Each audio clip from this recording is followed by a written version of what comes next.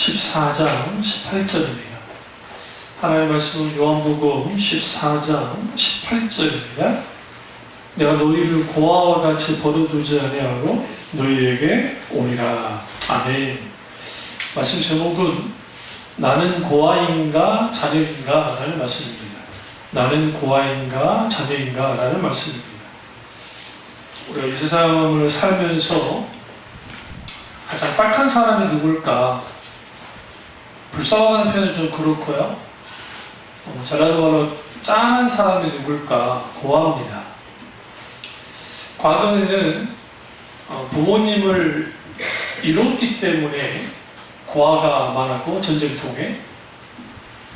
그리고 그 다음에 이혼을 하고 가정이 파괴돼서 아이를 버려서 아이가 또 고아가 되기도 하고, 오늘날에는 경제적인 문제 때문에 아이들을 키울 수가 없으니까 이제 그 고아원에 맡깁니다. 요즘 고아원이라는 말을 쓰진 않지만 그렇게 맡깁니다.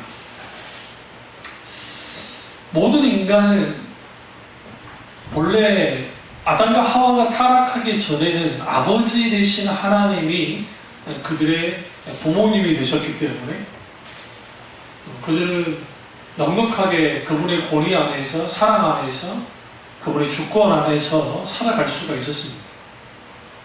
그러나 아담과 하와가 선악과를 따먹고 하나님 그분을 향한 범죄를 저질렀기 때문에 그들은 에덴 동산이라는 곳으로부터 쫓겨나게 됐고, 그들은 이제 추방되었습니다.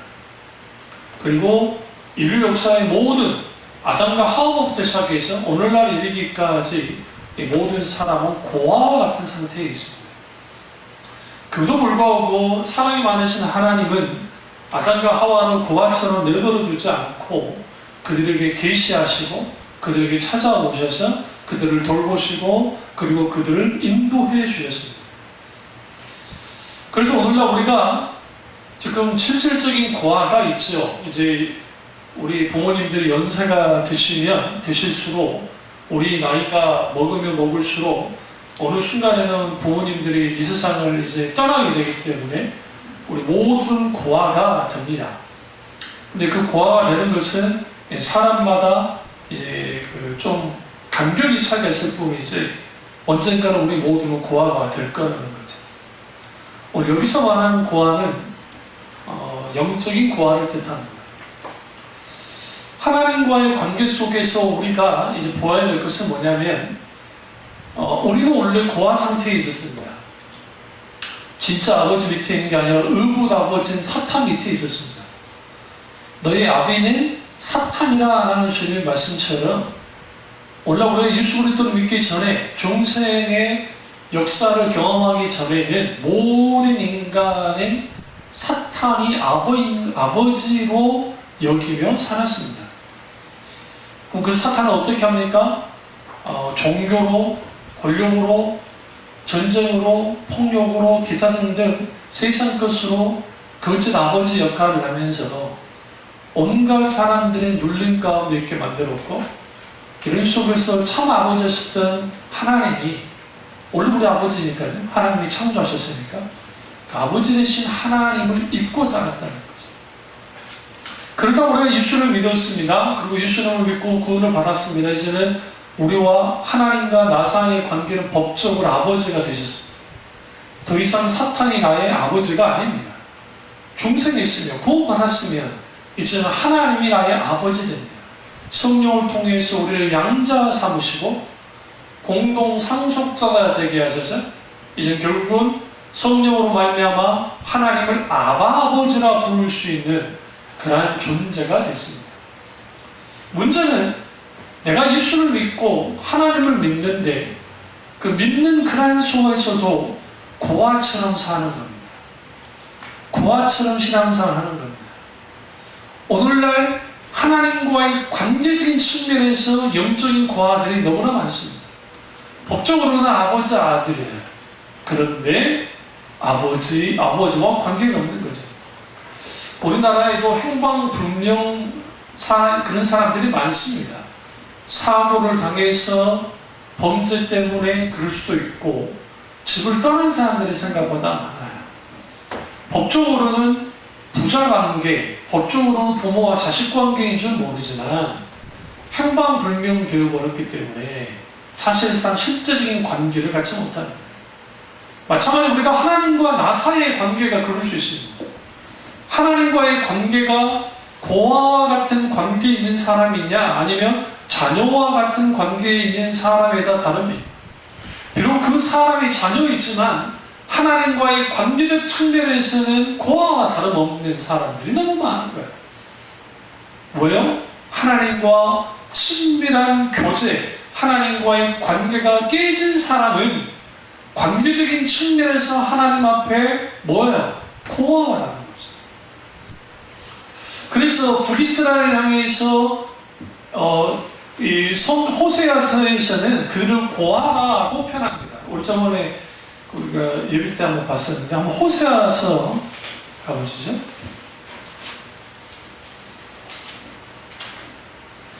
호세아 마지막 장을 보세요. 14장을 가보시면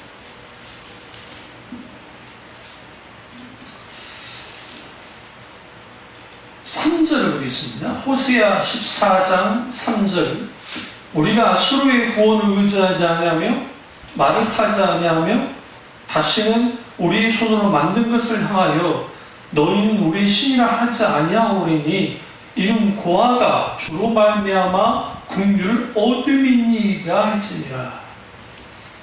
여기서 중요한 말씀이 뭐냐면 이 북이스라엘 이스라엘 백성들의 그들의 영적인 상태를 보면 그들은 하나님을 떠났고 하나님 아닌 자를 신으로 여기며 살았습니다. 말 그대로 영적으로 타락하고 영적으로 치우치죠.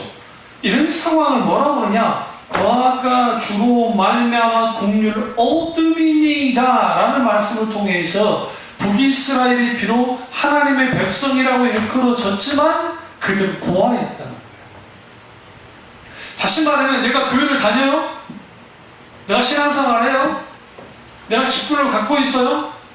그러나 내가 하나님 앞에 영적으로 문제가 생기면 하나님은 우리를 떠나지 않지만 우리는 탕자처럼 하나님을 떠나가요.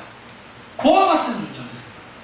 그래서 호세아가 그렇게 말합니다. 이제 이는 고아가 주로 말미암아 국률을 얻음이니이다 할지니라 라고 말처럼 결국 영적인 고아였던 북이스라엘이 이제는 더 이상 뭐 하잖아요? 고아처럼 되지 않는다라고 말합니다. 우리는 고아입니까? 자녀입니까? 이런 사람들이 많죠.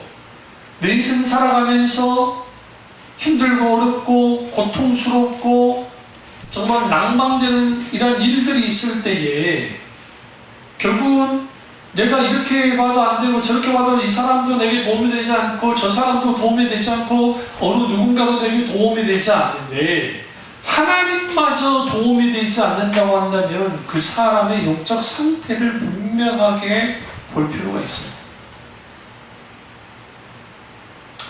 과거 다빈이라고 하는 여배우 하나가 자살을 했었는데 그 자살하기 전에 직전에 그 친구가 저희 서빙고에 있는 그 아주 큰 교회, 통합치 큰 교회를 다녔던 애. 그래서 그 교회 부목사님과 통화를 했습니다. 그 전날 자살하기 죽기 전에. 근데 그 목사님의 어떤 그 권면이나 위로가 그 친구에게 뭐 하지 않았어요? 전혀 도움이 되지 않았어요. 그리고 자살이 죽었습니다. 여러분 종종 뉴스나 그리고 그런데 보면 연예인들이 죽었다고 이제 자살에 죽었다고 하는데 꼭 거기 십자가가 있죠. 불교 맡기는 거 별로 못 봤죠. 신기할 정도로 소위 예수님을 믿는다고 하는 사람들이 자살해요. 물론 그 사람이 종교에 있는지 그리스도인인지는 하나님이 판단하실 일이고 그럼 왜 자살에 죽었을까요? 하나님도 소용이 없는 거예요. 이게 고아예요. 고아는 누구도 나를 도와주지 않아요. 고아들은 상처가 많아요. 제가 고등학교 때 고등부 회장을 하면서 고아원을 방문한 적이 있습니다. 우리끼리 돈을 모아서 기도하면서 고아원을 가서 했을 때 애들이 달라붙어서 떨어지지 않으려고 해요. 얼마나 짠하든지. 근데 우리가 하나님이 내게 소용없는 분이 되는 상태, 그 이유는 뭐냐면 우리가 신앙생활 할 때 가장 조심해야 될 게 뭐냐면 하나님과 나 사이의 거리를 벌리면 안 되는 거예요. 어렸을 때 저희 형이 우리 어머니가 아버지랑 이제 아버지는 딱 직장에 있었고 또 어머니도 일을 하러 다녔기 때문에 집에 딱 가둬놓은 거예요. 과자 같은 거 다 사다 놓고. 근데 그때 문이라는 게 창호지 딱 발라놓은 그 문들이기 때문에 형이 우리 어머니 말하면 내가 그때 뭐 4살인가 3살인가 4살 됐고 형이 6살인가 7살인가 됐는데 창호지를 다 뜯어가지고 밖에다 걸어놓고 숟가락으로 걸어놨는데 못 나가게 그걸 열어가지고 나는 대로 나간 거예요. 밖으로. 그래서 저희 집에서 공항에 살았는데 그 당시 시청까지 애들 걸으면 굉장히 먼 거리예요. 근데 이제 시청 전에 여수극장이라는 극장인데 극장까지 갔는데 거기에 뭐가 있냐면 거기에 그 문방구가 많았어요. 그래서 우리 어머니가 일 다 하고 왔는데 집에 애들은 없고 나는 상황이 돼 있죠. 그래서 이제 나는 안 좋아하는데 안 되게 해서 이제 내 이름 부르고 형님 이름 부르고 형 이름 부르면서 막 그러니까 저도 아직도 기억이 그 어렸을 때 집에 갇혀있던 기억은 있어요. 어렴풋이 맡길 데가 없으니까 3시간에 찾은 거예요. 나랑 우리 형이 밖에 노출된 지가 모르죠. 나는 모르겠지만 아주 반나절 이상하게 이 인간이 온 거예요. 얘들이 잃어버렸다고 아버지 알면 이거는 이제 풀장이 나는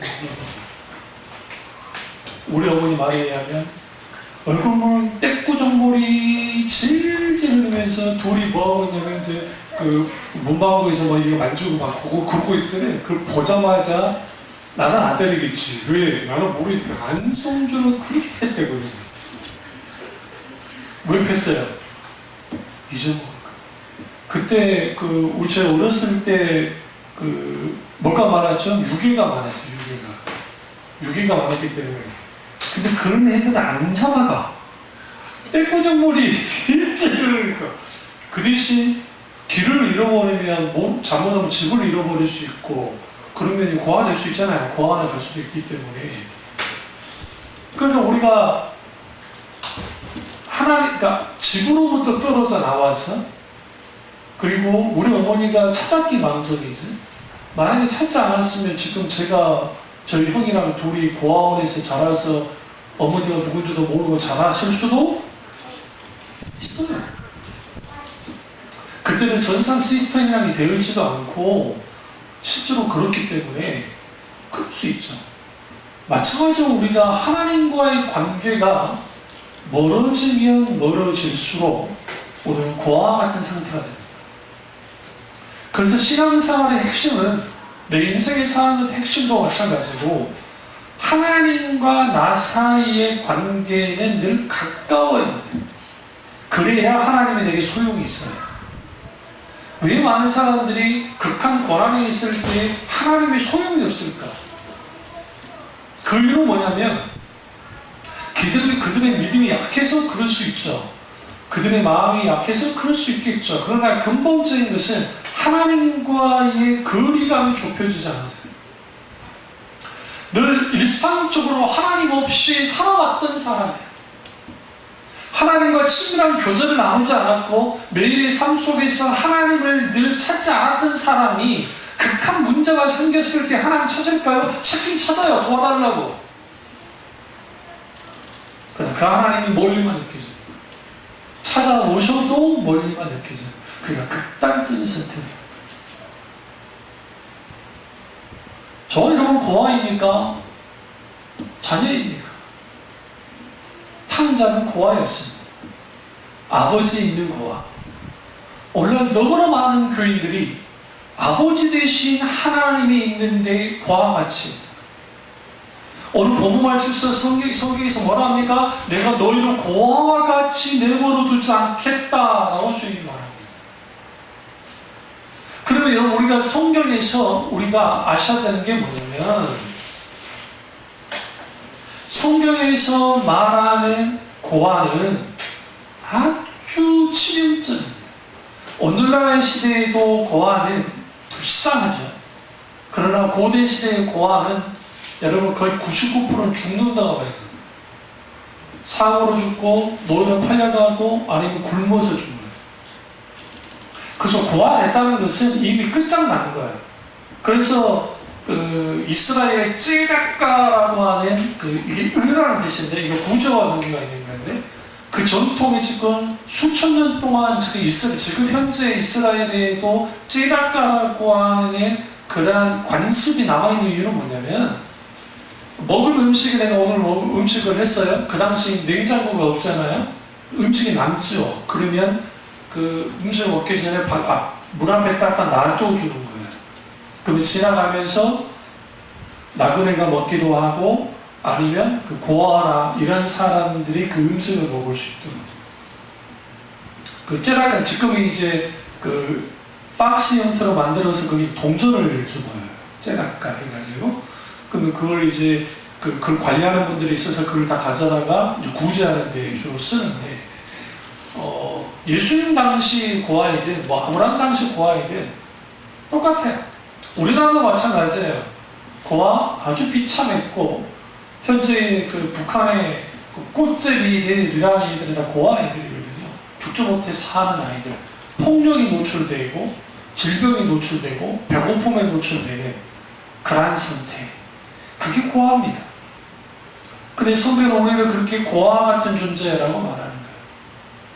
여러분, 우리가 하나님을 믿는다고 하는데, 한 집에 사는데 아버지 되신 하나님과 대면대면한 사이라고 한다면, 우리는 스스로 어떤 정서적인 고아, 관계적인 고아.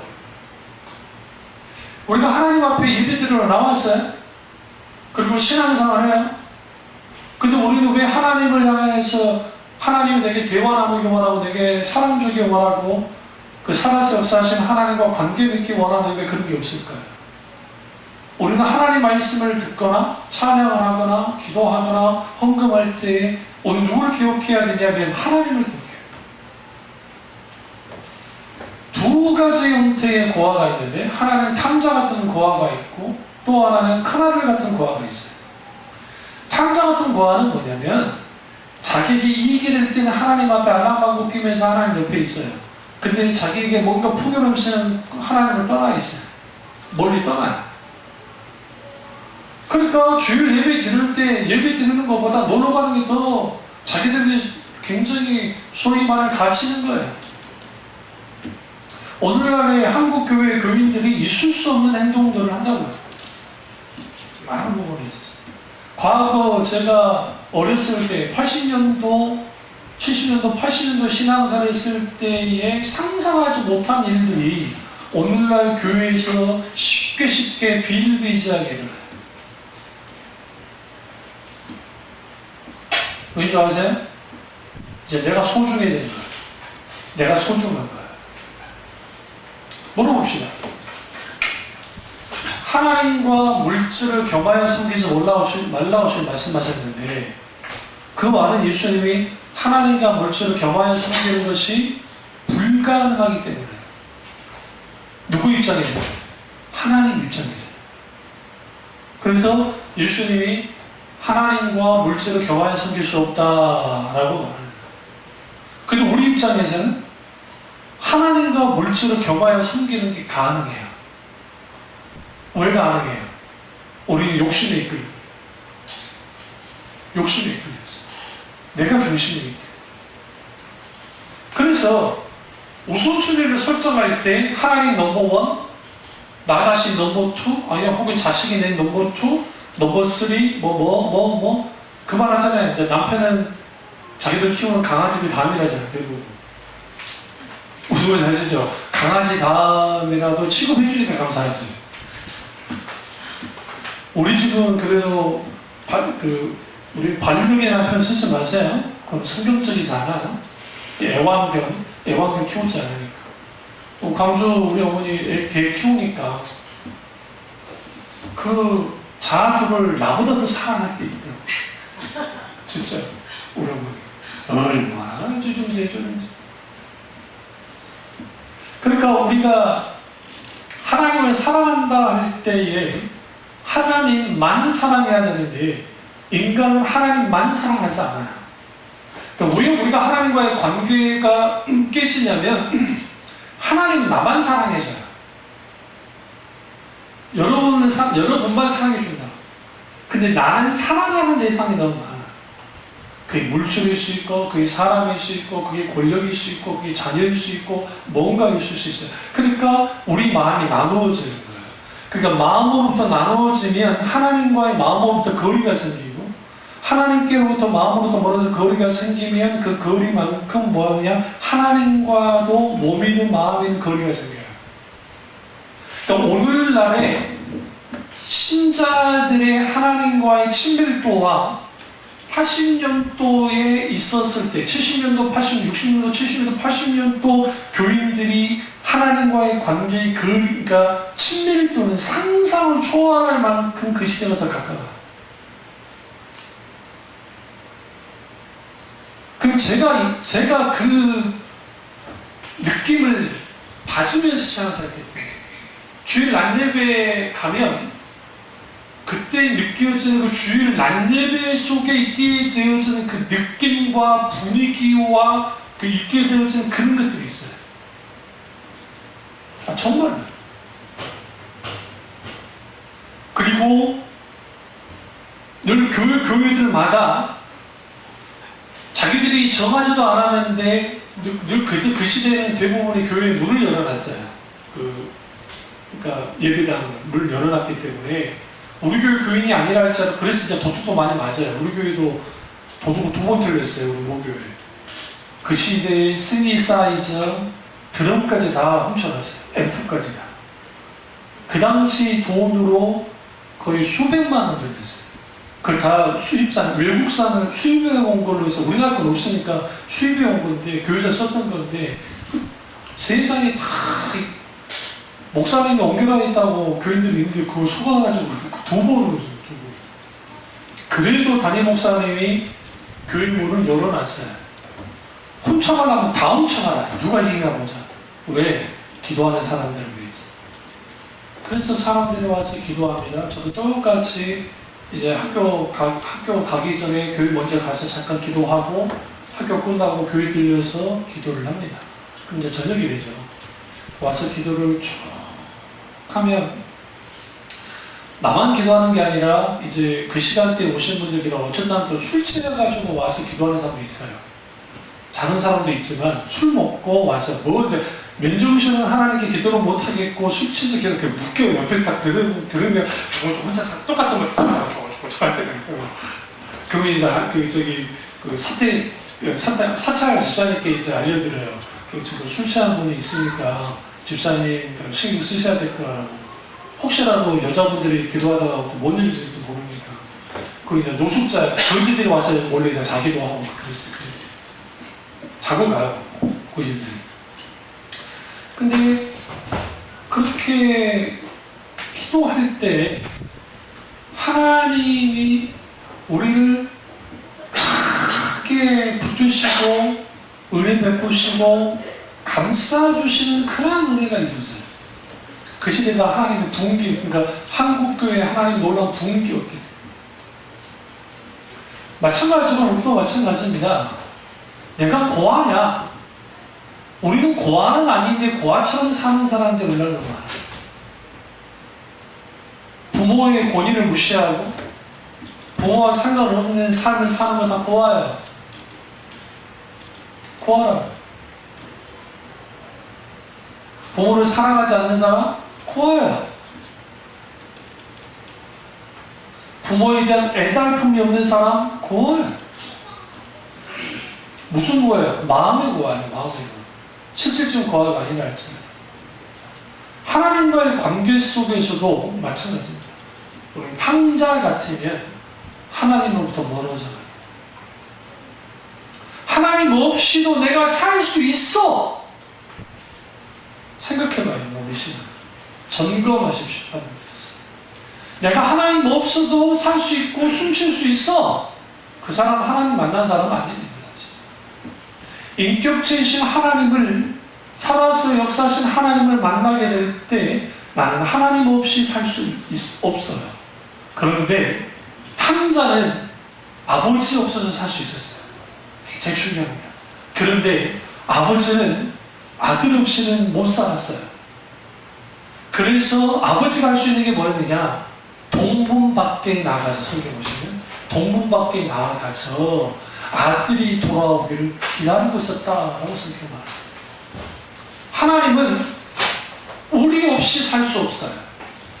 하나님이 살 수 없다는 것은 하나님이 존재할 수 없다는 것이 아니라 하나님은 나를 사랑할 때에 나 없이는 살 수 없을 만큼 사랑해요.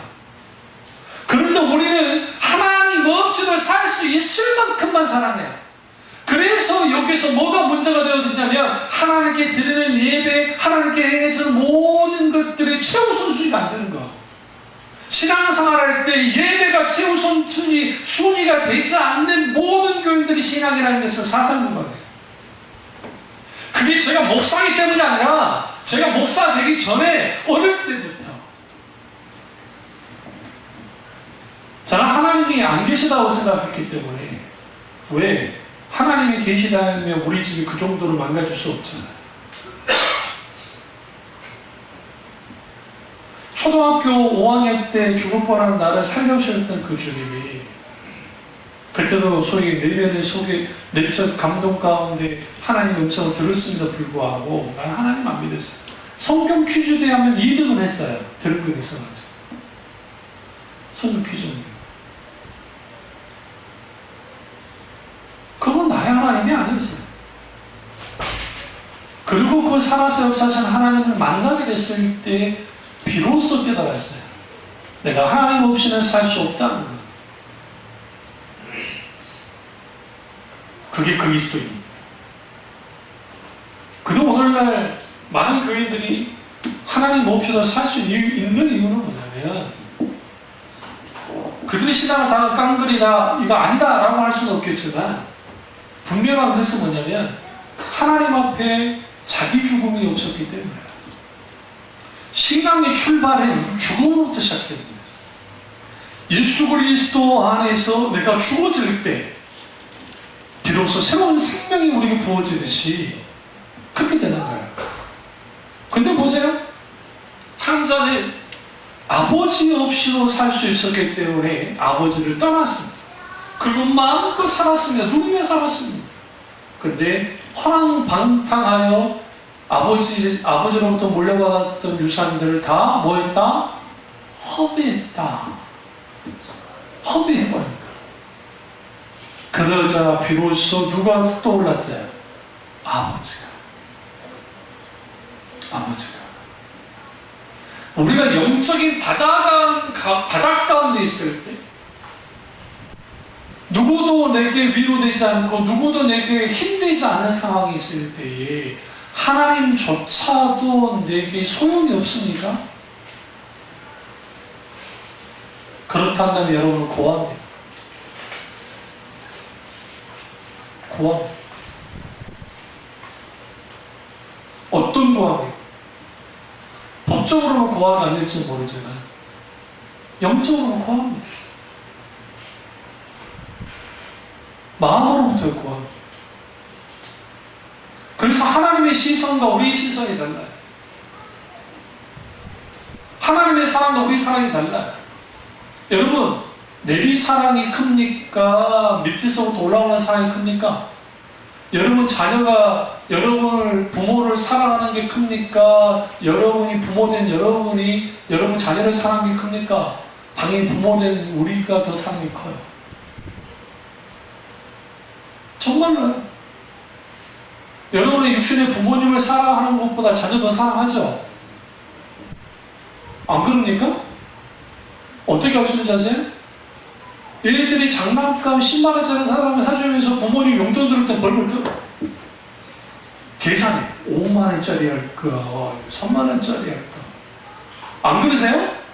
안 그러면 복이 있을진저. 장수의 복이 있을지어요. 효도 한 장이 장수의 복 주신다 했으니까. 부모님들. 솔직히 우리 지갑이 열릴 때 자녀에게 지갑 열리는 게 쉽지 부모님에게 열리는 건 솔직히 그렇게 쉽지 않잖아요. 뭐 안 그런 것처럼 표정들 이렇게 하시는 이게 못해요. 나만 그러나? 네. 왜냐? 내리잖아요. 어떤 아줌마가 어저께 내가 잠깐 그 참기름 사러 내려오는데 어떤 아줌마가 등줄도 작아요. 그런데 그 컵라면 육개장 컵라면 6개 들어있는 거하고 2개를 짊어지고 올라가고 그냥 속으로 저거를 저 아줌마가 자기가 먹으려고 살아가는 것인가 아니면 애들 먹이러 사는 것인가 딱 봐도 그 본인 자신보다는 뭐예요? 애들 위해서 그럴 거예요. 애들 위해서. 여기 장 보는 분들 보면 대부분이 자기들 위해서 대부분 돈 쓰지 자기 위해서 쓰는 거 거의 없어요. 저도 보면 그래요. 저도 보면. 저를 위해서 쓰는 거 딱 먹는 거 딱 쓰는 거 딱 2가지 바나나하고 우유. 왜? 메뉴를 줬기 때문에. 용돈을 낮춰주니까요. 그러니까 그것 때문에 그거 나 먹는 거로 사는 거지. 어쩌다 우리 아들놈이 저기 바나나를 먹으니까 기분이 조금 안 좋은 건 아니고 좋지. 그거라도 먹어야 되겠나 안 먹어요. 그래서 우리가 하나님과의 나의 관계 속에서 하나님은 나만 사랑하는데 나는 하나님만을 사랑하지 않는다. 그게 모든 인간이 갖고 있는 과제예요. 그래서 우리는 뭐 해야 되냐면 하나님과 나 사이의 관계가 계속 가까워지고 계속 주님 안에 거하도록 우리 몸부림쳐요. 또 하나는 큰 아들로서의 고아입니다. 이거는 뭐냐면 작은 아들이 탕자는 그냥 대놓고 반기면서 갔죠. 그러니까 어렸을 때 우리 어머니가 그래요. 얘는 이놈 새끼야. 뭐 시키면 그냥 하지 안 한다고 그러냐. 저는 안 한다고 하거든요. 왜 그래? 시켜도 너무 정도껏 시켜야지. 원래는 우리 형한테 시킨 건데 그게 나한테 와요. 우리 형은 한다 해놓고 안 하는 스타일이고 나는 안 한다 해놓고 하는 스타일. 피는 누가 봐요? 내가 봐요. 일단 어머니한테 깨지고 그 다음에 형한테 깨져요. 너한테 해라고. 그도 말 안 되면 이제 주먹부터 들여야 되는 거죠. 그거 하는 거죠. 예수님의 비유 가운데서 있어요. 그런 비유들이. 부모에게 순종할 때 큰아들은 한다고 하지 않았고 둘째 아들은 안 한다고 했다고. 누가 순종한 자이냐? 둘째가 순종한 자이죠. 하나님과의 관계 속에서 큰아들이 되어버리면 이건 뭐냐? 탕자도 자기 속을 차렸지만 큰아들도 자기 속을 차리는데 그 아버지의 유산을 내가 다 거저 먹어야 했기에 자라는 거야. 그러니까 그분이 내 부모님이기 때문이 아니라 그분의 유산 때문에 자라는 거야. 아주 패는 아들입니다. 그러니까 이런 패는 아들이 오늘날 세상에 너무 많습니다. 이런 말 돌잖아요. 부모님들을 절대로 돌아가시기 전까지는 유산 물려주지 말라. 땅을 치고 후회한다. 이 앞에서 지금 폐지 주는 할아버지, 그 할아버지가 집에 세 채 있던 분이에요. 부자였어요. 전문집에 땅을 사고 땅이 올랐잖아요. 그런데 자식들이 홀겨가지고 마지막에 며느리가 와서 하는 말이 이혼하겠다고. 이 사업자가 안 되죠. 이혼한다는 게 어떡하겠어요. 어쩔 수 없이 대줬는데 쫄딱망하고 야 할아버지까지 다 망해가지고 뭐하고 계세요? 폐지 주고 계세요. 폐지. 그럼 그 자식들이 와서 효도합니까? 안 온대요. 쳐다보지도 않고. 하나님과의 관계도 우리가 그럴 수 있습니다. 하나님께 내가 좋은 거 빼먹을 게 있으니까 하나님 옆에 붙어 있는 거예요. 이런 사람들이 하나님을 수단을 여기고 하나님의 손만을 구하는 사람. 자기들이 힘들고 어려움이 있으면 그때는 하나님을 떠난 거예요. 그러니까 대로 겉으로 드러나게 아주 그냥 폐륜을 저지른 둘째 아들 탕자와 첫째 아들 탕자는 교회 안에 있어요. 하나님을 참 믿는 것 같아요. 그러나 정작 그는 뭐냐면 하나님에 대한 사랑이 없다고요. 여러분 자녀에게 물어보세요. 네 나 사랑하니? 내가 아빠는 엄마인데 너 사랑하니? 아니요? 하늘이 무너지겠죠.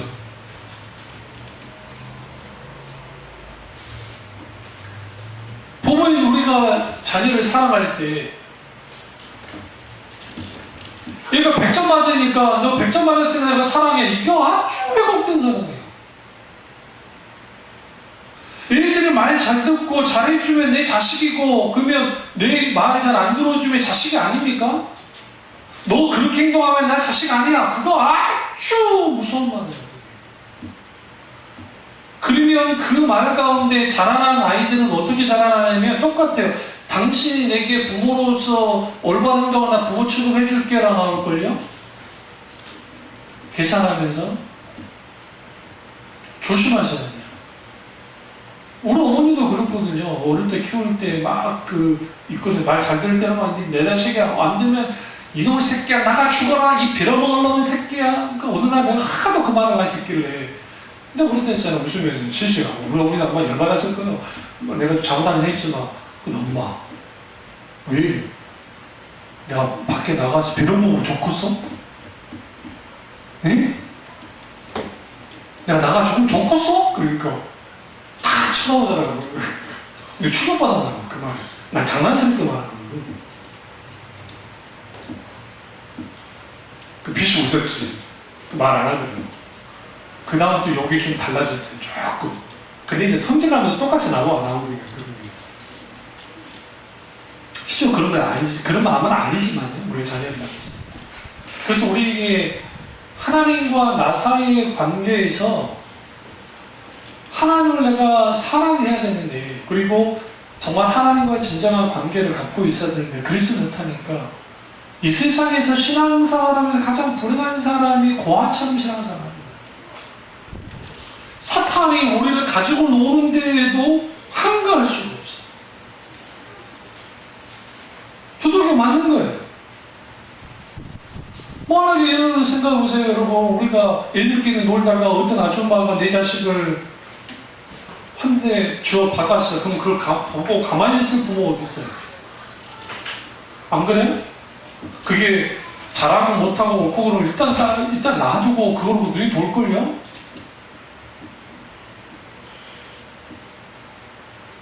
우리가 하나님과의 관계 속에서 실제로 내가 하나님의 자녀이면 그 자녀의 삶을 자녀로서의 권세를 지니며 살아야 돼요. 요한복음 1장 가보세요. 요한복음 1장 12절 보시면 영접하는 자, 곧 그 이름을 믿는 자에게는 하나님의 자녀가 되는 뭘 주셨어요? 권세를 주셨으니 우리는 뭘 갖고 있어요? 자녀가 되는 권세를 갖고 있어. 여기서 이 권세는 헬라어로 엑수시아라는 단어. 이 엑수시아라는 단어는 뭐냐면 능력, 권능이라는 뜻이에요. 자녀의 권세예요. 만약에 여러분 이렇게 노는다가 누가 주먹하는데 하필이면 대통령 아들이네. 응? 내가 그걸 봤어.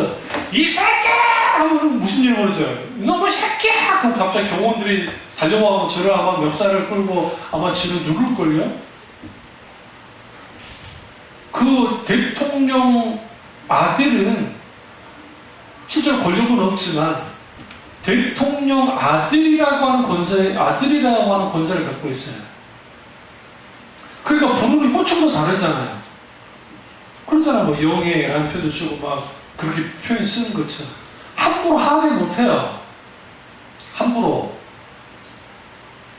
우리가 하나님의 자녀의 권세를 갖고 있는 사람들인데 그 권세를 갖고 있는 사람들이 하나님의 주권 안에 있으면 하나님이 통찰에 있을 때에는 그 권세가 통해요.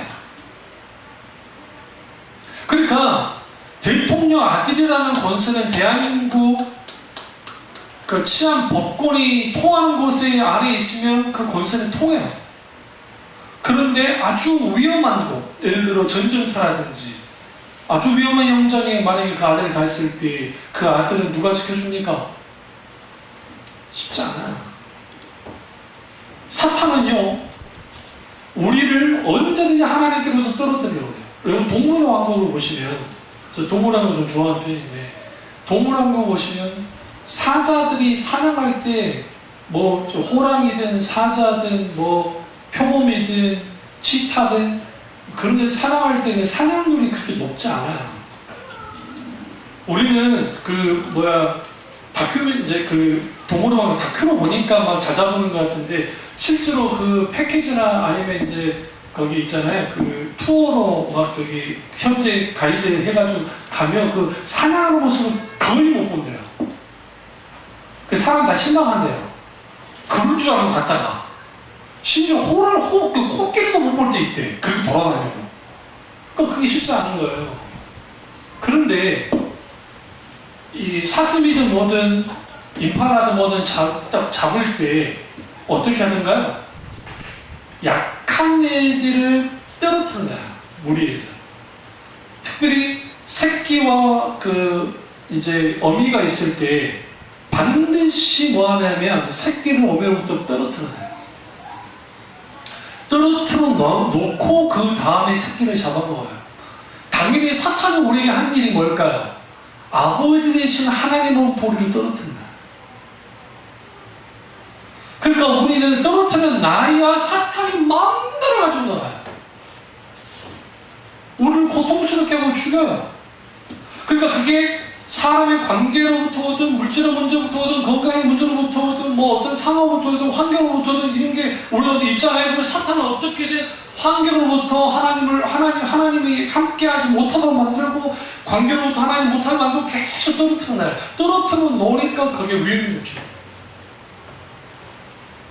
이번에 비 좀 많이 왔는데 중학생 하나가 우산 주물르다가 강에 빠져서 죽어버렸잖아요.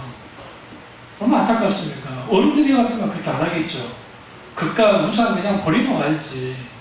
그 우산 다시 떨어뜨린 거 주우러 갔다가 둘이 휩싸는데 하나는 어째다 나왔는데 하나는 휩쓸어갖고 죽은 시체로 발견됐잖아요. 그것도 20몇 킬로 떨어진 곳에서. 근데 그 현장에 만약에 그 부모님이 있다고 합시다. 아버지나 엄마가 있었으면 그 주우러 내려가 가만히 있어요? 가만히 안 놔둘래! 화를 내서라도 못 내려갈 걸. 우리 이삭이가 예전에 애들 한참 놀 때 저기 그 낙해 그게 떨어졌는데 이 녀석이 올라탄 거예요. 죽으려고. 근데 저 유리가 강한 유리가 아니에요. 그냥 들어가면 그냥 깨져갖고 끝장나는 유리예요. 제가 왜 저기다 의자를 안 놓겠어요? 안 놓는 이유가 우리 애들이 올라갈까봐, 또 허니, 연이 애들 올라갈까봐 제가 절대 저기다 의자를 놓지도 않아요. 근데 그랬을 때 제가 잡아다가 그러냐고 좀 화를 내주고 대문아가 빵땡이 한대 때렸다고. 저기 사람 보는 데는 때리진 않았지만. 왜 때린지 아세요? 첫째는 놀라서 때렸고, 둘째는 이게 머리가 그냥 새겨놓게 해야 되니까. 그거 하나 그냥 나한테 부탁하라다 하면 될 텐데 이 녀석이 그런 위험한 짓. 하나님이 옆에 계셔야, 가까이 계셔야 우리에게 이거 아니야, 이거 이런 거 다 해주세요. 여러분 신앙생활에서 하나님 앞에 어른되면 안 돼요. 오늘날 너무나 많은 교인들이 신앙생활에서 하나님 앞에 어른 짓 하려고 그래요. 영적인 성장의 측면에서는 영적인 아비가 돼야 되지만 하나님과 나 사이 관계 속에 나는 하나님의 아이가 돼야 돼요. 그래서 성경이 다윗이 말합니다. 나는 범시 하나님 아빠 아이라는 거잖아요. 나 아이예요. 왕이에요. 정복 군주예요. 대단한 사람이에요. 그런데 그는 항상 하나님 아빠 아이 같았어요. 법궤가 들어올 때요, 애처럼 뛰면서 하는데 아랫도리가 벗어져가지고 보이는데도 그렇게 춤췄다는데. 이런 마음을 주면 우리 이삭이 어릴 때 쉬도 넣어줬던 사람이에요, 이 사람이. 우리 이상하게 이 말 들으면 경악할 일이지. 응? 우리 흔히 연희만 할 때 막, 제가 애들 친구랑 데려가가지고, 어린이 저기, 건대 앞에 있는 그 공원 있죠? 그 친구 데려가고, 그때 누구 우리 이상하게 아마 기억이 있을걸? 제가 말 안 해서 그러지. 우리가 하나님이 나 사이의 관계 속에 이렇게 가까이 있어야 되는 이유는 뭐냐면, 가까이 있을 때 하나님의 통치와 보호와 그리고 하나님의 생명과 유업이 우리에게 가득하기 때문에. 그래서 가장 우리에게 위험한 것은 뭐냐면 나 혼자 있는 상태예요. 그러니까 하나님 우리를 떠나지 않아요, 절대로. 함께 하세요. 그런데 그 하나님이 내주하신다고 하는 게 그게 자동적으로 내주하게 되는 게 아니에요. 항상 주님을 구하고 주님이 함께 하시도록 해요. 우리가 주님과의 관계 속에서 가까이 가요. 그 부분이 우리 가운데 있지 못하면 우리는 사탄이 하나님께로부터 멀어져서 떨어져 나가고 거리를 갖고 있고, 그게 마음으로부터 떨어졌든 몸으로부터 떨어졌든 그게 떨어져 있는 상태에 있으면 그걸 가지고 아주 짓밟아버립니다. 그리고 비슷한 패턴으로 우리를 고통스럽게 합니다. 우리를 반복을 하고 있어요. 그러니까 그렇게 되어지면 무슨 일이 벌어지냐면 권세를 누리지 못해요. 자녀의 권세를, 아버지 하나님의 권세를. 우리 아들처럼, 이삭이가 어릴 때처럼 그 말 많았던 우리 아들이 뭐 초등학교 2학년, 3학년이고 뭐 고학년 애들도 이렇게 치고 다녔다니까요. 아빠가 뒤에 있으니까, 물론 나는 그 애들한테 미안하다고 말하지. 미안하다, 그래, 이상하지 마. 근데 그럼 일부러 그래요. 왜 그러세요? 그게 아빠가 있거든. 이것들이 성질하다가 나만 보면 안 그래요. 나만 보면, 왜? 닮았거든. 잘못 건드렸다가는 저 아저씨한테 맞을 수 있겠구나 생각하니까. 그러니까, 우리가 하나님과 나 사이의 관계가 그렇게 돼야 되는데, 그럼 가까워야죠. 그럼 우리 권세 아래 있어야죠. 좋은 방법이 뭐냐면 하나하나 하나님을 찾는 거예요. 하나님을 기억하는 거예요. 하나님의 은혜 안에 살아가는 거예요. 그렇게 되어져야 돼요. 그런데 우리의 삐뚤어짐이 고쳐지지 않으면 관계는 회복되잖아요. 저도 어렸을 때 자녀의 입장에서의 부모를 이해하는 것과, 그러니까 이제 자식을 낳아보고 나이가 들면서 부모님이 더 이해돼요. 왜 그랬는지, 왜 그렇게 그랬는지. 그러니까 그게 뭐냐면 철에 들어간다는 거죠. 철에 들어간다. 우리가 하나님과의 관계 가운데 삐뚤어짐이 있어요. 많은 사람. 어떤 사람이 복받은 사람이냐? 하나님 앞에 매맞더라도 어려움에서 달라붙는 거예요. 자, 그때 우리 형은 달라붙어 있었지만 저는 뭐 했다고요? 도망치고 맞으면 일단 도망쳐. 우리 어머니는 딱 한나절인데요.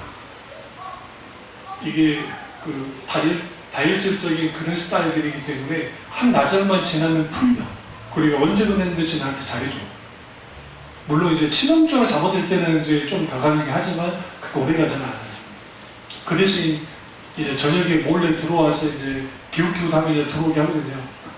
씻고 난 다음에 이제 밥 먹을 때 아주 맛있게 잘 먹어드려야 돼요. 거기서 만약에 깜짝 놀랐다가는 또 날아오니까.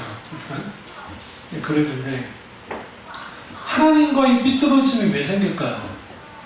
큰아들도 그랬고, 작은아들도 그랬고. 아버지 되신 하나님의 본심을 버려서.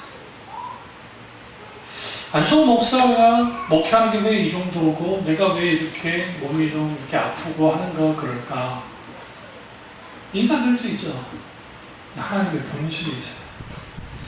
우리 환경 때문에, 상황 때문에 너무 거기에 여러분 막 묻혀가지고, 그 세상 환경이 사람을 지배한다는 표현을 쓰는데 그 말이 맞는 말이야지만 틀린 말이에요.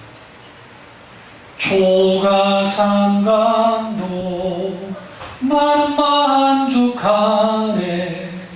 값진 재물은 내게 없지만. 왜 그래요? 그러나 내가 저 천국에 있는 한 돈길을 거느리겠냐는 찬양처럼 우리가 어떠한 상황 속에 있을 때 그 환경과 상황과 여건 가운데 있을 때에 거기에 우리가 주눅 들고 거기에 불평불만하고 고통하고 그럴 게 아니라 그런 환경 속이라 할지라도 하나님의 은혜가 함께 하시는